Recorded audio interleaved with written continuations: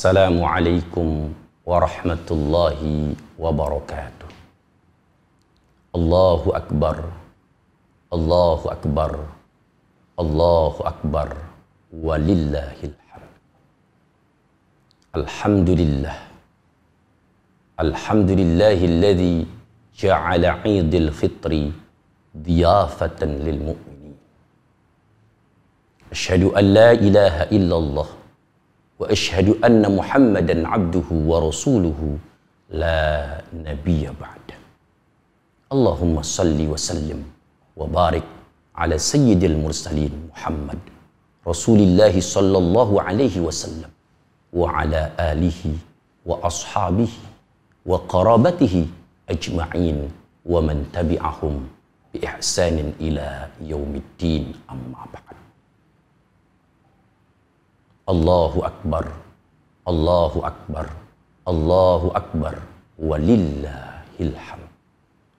Hadirin, ambil hikmahnya aja dimanapun Anda berada. Sejak malam hingga pagi hari ini, gemuruh takbir tahmid membahana dari mulai ujung barat hingga ujung timur. Semuanya itu merupakan manifestasi rasa syukur yang mendalam seorang hamba setelah sukses melakukan ibadah puasa sebulan lamanya. Hadirin rahimakumullah. Lalu siapakah orang-orang yang beridul fitri? Lalu siapakah orang yang berhak mengucapkan doa minal aidina wal faizina wal maqbulin wa kullu amin wa antum bi khair? Mereka yang kembali kepada Allah, mereka yang menggapai kemenangan, mereka yang ibadah-ibadahnya diterima oleh Allah, yang setiap masanya dalam kemenangan, tentunya harus memiliki 3 potensi.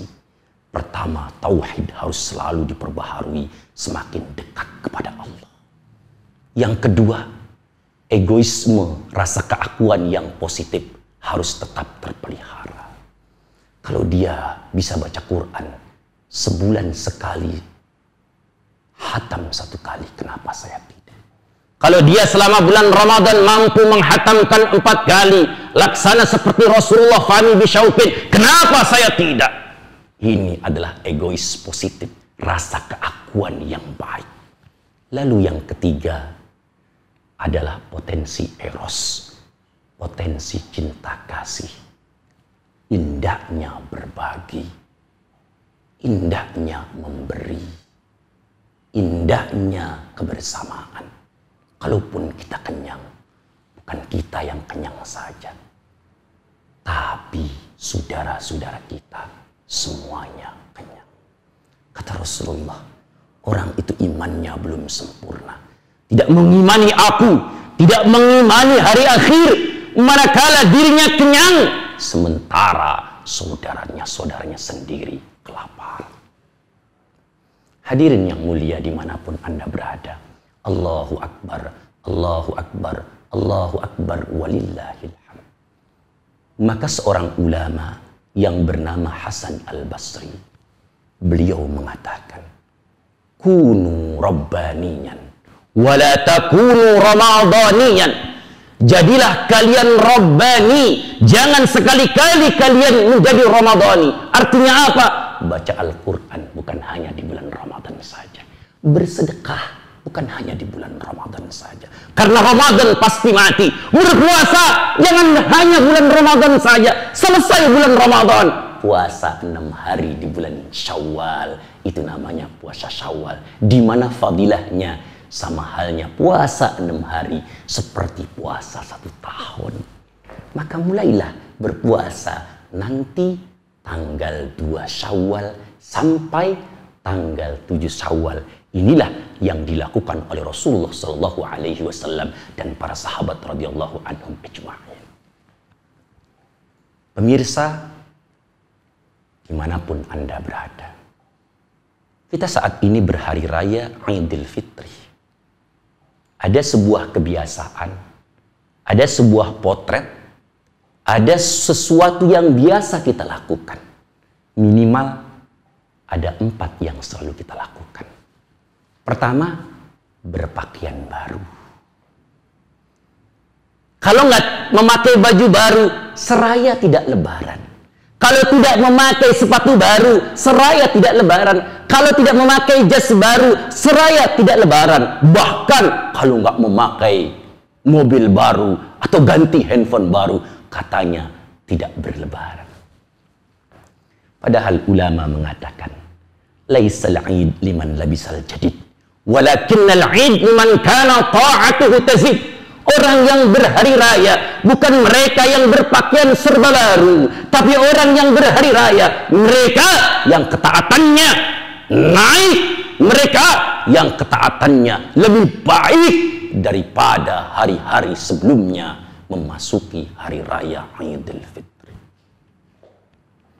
Maka dalil memakai pakaian serba baru ini tidak ada hadisnya.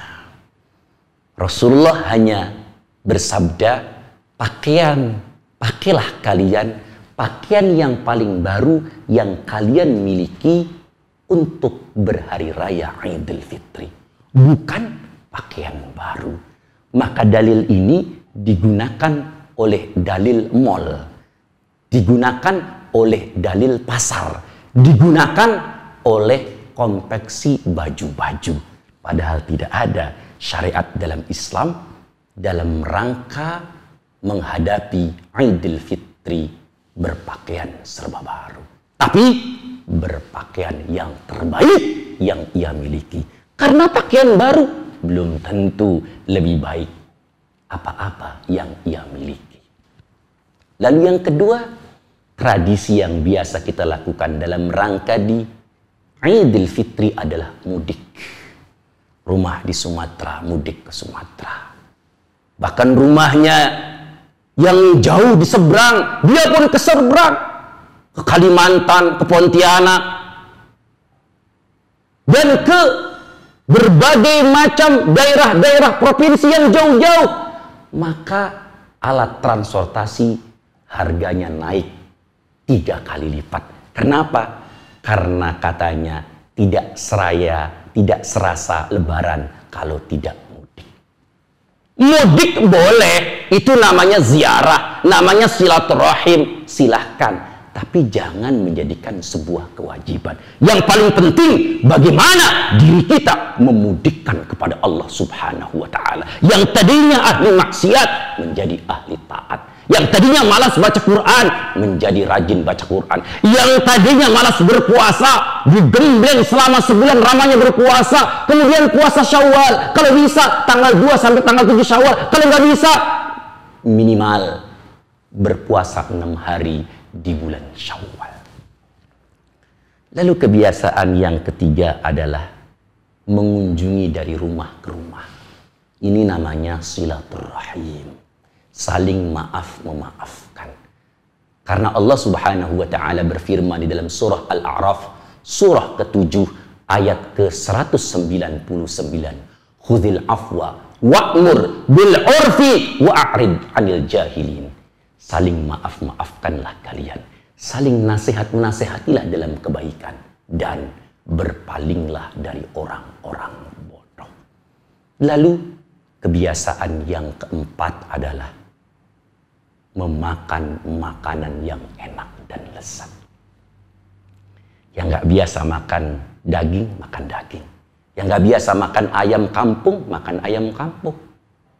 Maka ketika datang Idul Fitri, harga-harga makanan pokok melonjak, terutama ayam dan daging. Kenapa? Kita mau makan enak nunggu Lebaran. Kenapa makan ayam nunggu Lebaran? Kenapa makan makanan yang enak nunggu Lebaran? Makan itu boleh. Al-aslu fil muamalah al-ibaha. Segala sesuatu dalam muamalah itu boleh, kecuali ada dalil yang mengharamkannya. Dalil yang mengharamkan apa? Manakala makan makanan yang berlebihan. Wala tubadzir tabdzira, innal mubadzirina kanu ikhwana syayatin wa kana syaitanu li rabbih kafura. Ini surah Al-Isra, surah ke-17 ayat 26 sampai 27. 26 melarang kita berpoya-poya.